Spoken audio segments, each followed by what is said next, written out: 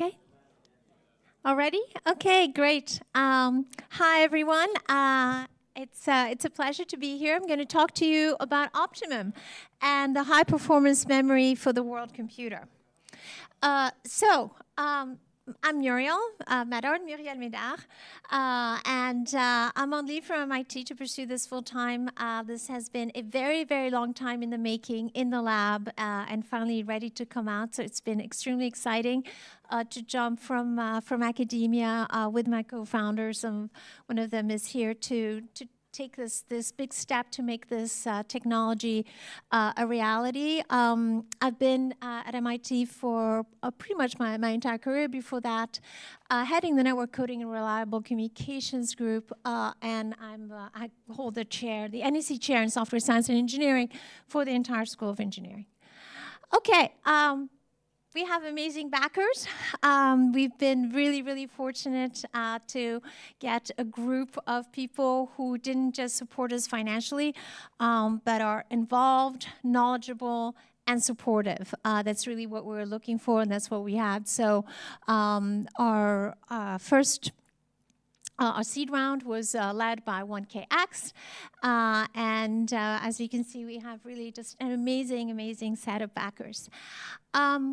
So first of all, what is memory? So I really liked the previous presentation because I was making mental notes about the fact that they were doing a really good job sort of setting the stage for a bus and a ROM and a RAM, and basically that's really what memory is. So when you think of data propagation, particularly gossip, particularly in the case of Ethereum, that's kind of like the ephemeral memory. That's really just like a bus in a computer, and we'll see that later. You also have the read-only memory.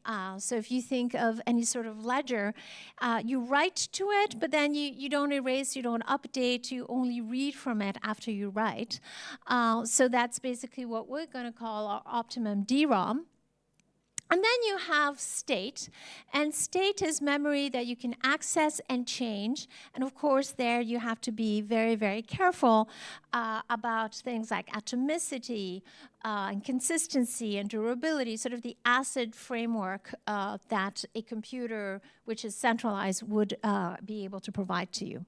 So these are the three aspects, the three axes of our memory. And this is basically what we're building.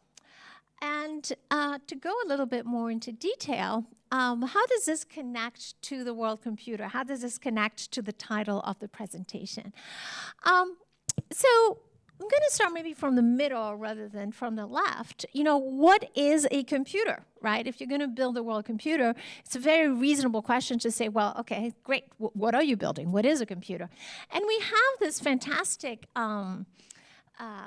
sort of model, this abstraction that has really stood the test of time, what's called the von Neumann or the Princeton abstraction. But what it said is, a computer takes an input, an output, of course, so you ask it to do something and it gives it back to you. And in the middle, you have sort of two big things. One is a compute, with the arithmetic, logic unit. Again, we saw that in the previous presentation. And the other one is a memory unit with, in between, the communication, the bus. Okay, so you need not just to compute, but you need to have memory to store the results of your computation, also to be able to read local inputs for your computation. And you can actually map, now going to the left-hand side, that very cleanly to what's going on in the layers of Web3. And you can discuss a little bit exactly, maybe some people have some other layers or not, but by and large, everybody agrees that at least these layers are there. And what you can see at the top in green is kind of really corresponding to the computation, and then the bottom in purple, networking layer, state data, and transaction data, really going more to the memory unit.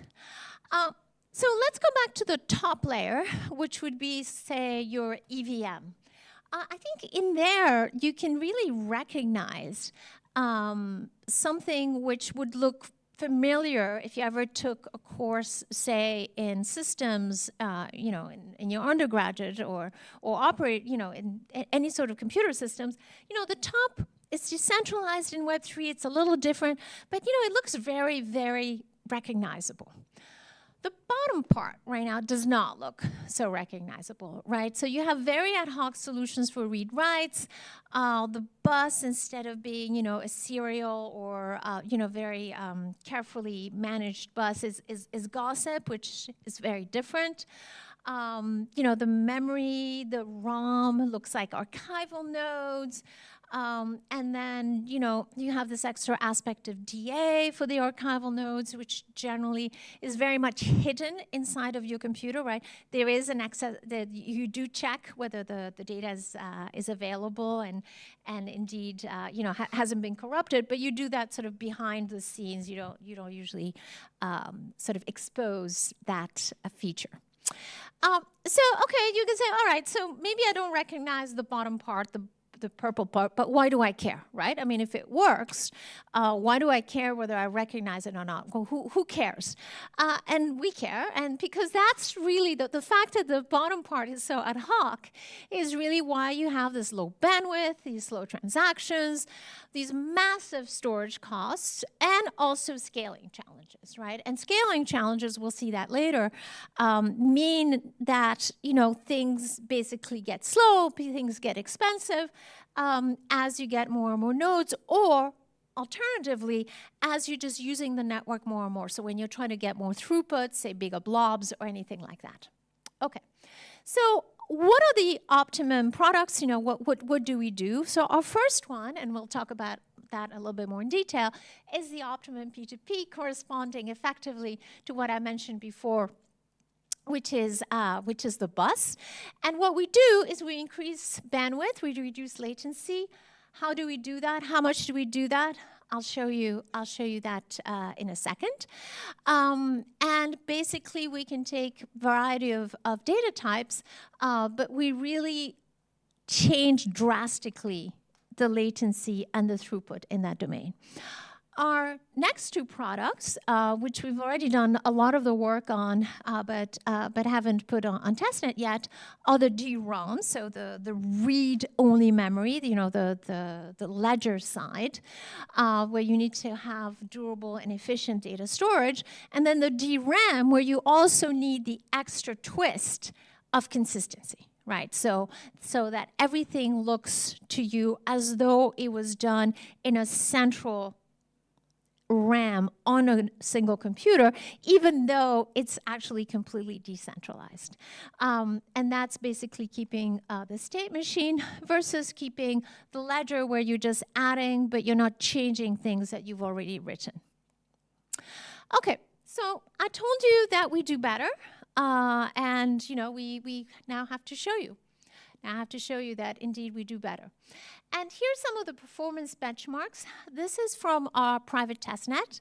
I'll tell you later who some of our partners are in that private testnet. But I'd like to spend a little bit more time on this slide. Okay, so what do we have down here on the abscissa is the message size. And what I have on the left-hand side is the average latency in milliseconds. And on the right-hand side is the standard deviation. Okay, so basically, this is the mean, this is the first moment, and that's the standard deviation, that's the square root of the second moment, all right? So you want, of course, the mean to be as low as possible, but you also want the standard deviation to be as low as possible. Why? Well, first of all, you'd like things to be not uncertain. And actually, for all of you out there who maybe have studied queuing, and there was actually a really interesting conversation recently on X about how going to smaller message sizes was helping, and I jumped in and I said, well, it's because something called the Polacek-Hinchen equation, and the Polacek-Hinchen equation tells you that actually having this variance, the second moment be large, hurts you not just, in sort of a user experience, but actually also contributes to higher delays. The variance actually at a system level contributes to higher delays. So we want the first one to be low, but we also want at a system level the second one to be as low as possible. And what you can see is that we get a benefit. This is comparing gossip sum, so effectively what is currently in Ethereum with Optimum P2P. And you can see at 2 megabytes, 4 megabytes, 6 megabytes, 8 megabytes. So you see a steady improvement, but also an improvement that's highly nonlinear. Again, why is it highly nonlinear? For all of you who took queuing at some stage, and for all of you who didn't take queuing, it's because you have a very, very nonlinear relation between delay and utilization. So as you're trying to put in more throughput, your utilization goes up. And as utilization goes up, your delay, your latency goes up in a completely nonlinear way for that. This is something that we experience all the time, particularly if you live in a place which maybe has some congestion on the roads. You know, you're on the road, everything looks great. You know, ça roule, comme on dit ici, okay? It's just going really well. And then, you know, you have a very short period of time when it looks like it's a little congested, but you're still going, you know, as fast as you want. And then, bam, you got a traffic jam, okay? And it's because there's actually a very short interval between being really low utilization and not congested and low delay, and having high utilization, being congested, and having delay. So basically, because we are able to accommodate a higher throughput, it's as though I was adding more lanes in your highway, okay? Because you know that if you had more lanes in your highway, you wouldn't get that traffic jam as quickly, right? It would take a lot longer to get a traffic jam, and therefore you wouldn't have that delay. That's exactly what's happening there. So you can see that very, very nonlinear behavior. And that's extremely important for us, and especially when you look at Ethereum, it's extremely important as we're looking to have our message sizes get bigger and bigger for a variety of reasons.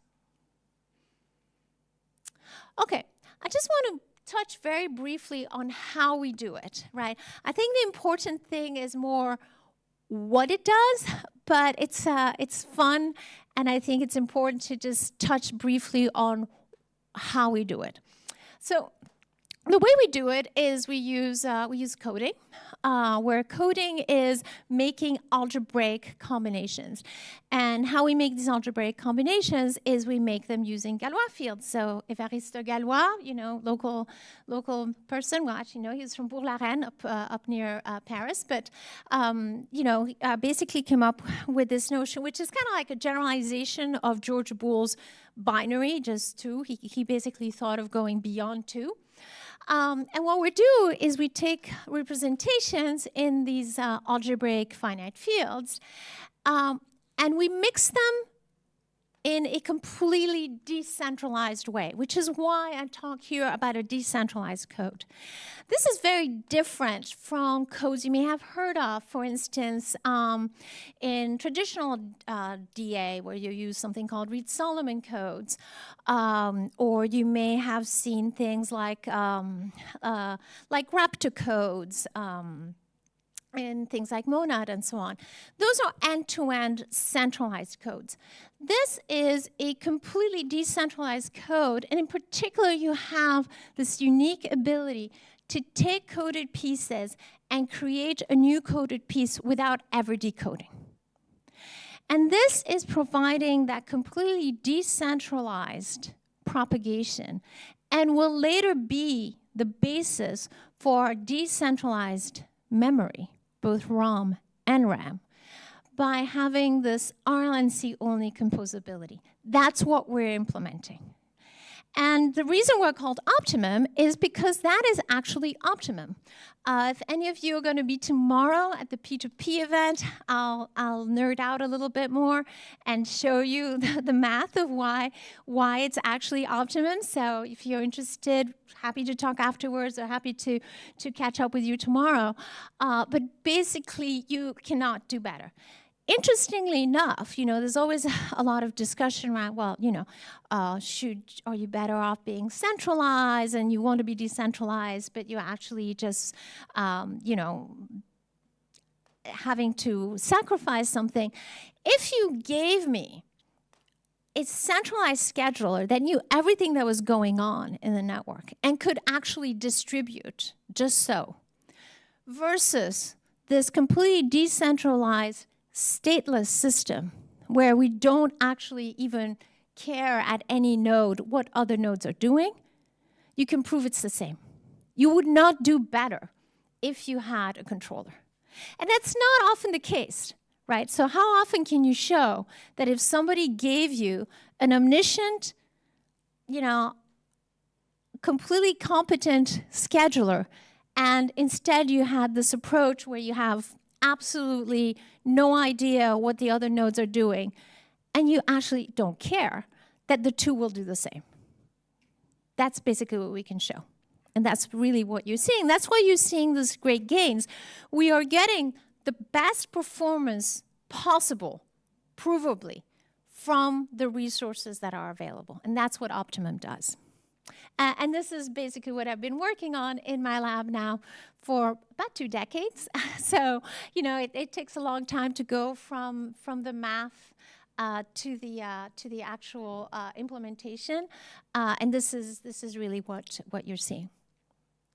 Okay, so who's going to benefit from this? Well, everybody, L1s and L2s, validators, dApps, end users, things going faster, higher throughput, and basically cheaper, everybody gets a gain from this. So I mentioned to you our testnet. I showed you some results from our testnet. We just announced very recently who our partners are. So we are extremely fortunate to be working with a fantastic set of partners. Some of them actually are here at ETHCC, and looking forward to catching up with them. And they've been really fantastic, and it's really them. And I encourage you again to take a look if you want on AXA what we've been doing. It's really them who have been, the verification that what we're doing is really inherently useful. So with that, check us out. We'd love to chat. As I said, right now we are on private testnet. We'll be looking at going on a public next to Hoodie, and then to having, we hope, a public testnet. And really looking forward to any questions that you may have with that. I think we have a couple minutes. Great. Are there any questions? 1 and 2 and 3. Yes? Hi, nice to meet you. Lovely talk. Thank you. I was wondering with RLNC, how many times are you able to encode? And thank you. I was wondering with RLNC, how many times are you able to encode? And if you do that n number of times, then does the latency also decrease, and with what function? Thank you. Yeah, very good question. So because it is unstructured, you can actually keep re-encoding indefinitely. So you basically modify a header with the coefficients, and the coefficients just gets updated. So you cannot look at a network-coded packet and even know how many times it's been re-encoded. You're not appending new coefficients, you're modifying the existing coefficients. So you can keep doing it for as long as you want. And it's very fast, so it doesn't add to the latency. Very good question. Thank you so much. 2? Yeah, I'm wondering, Ethereum pretty much have block sizes of 150 kilobytes. How well does it compare this new method with existing smaller messages? Yeah, that's a good question. So we did, with the smaller messages, we started with that. We were getting about a 2x benefit. The really nonlinear benefit, which I was showing, gets as the number of messages goes, as the size of the message goes up. Or alternatively, if you have small messages, but a lot of demand. Okay, so here I only showed in terms of the size of the messages because it's a little easier to just control one item at a time. But even if you have small messages, but you have a high utilization, high demand, then you still see that nonlinear behavior. So even with small messages and high demand, you will see that nonlinear behavior. Is this P2P based? So it's a modification of it to add to the coding. That's correct. That's correct. Yeah, very much so. I think there was another question. Unfortunately, we're running out of time. I'll talk to you later. Okay, thank you all. Thank you. Thanks.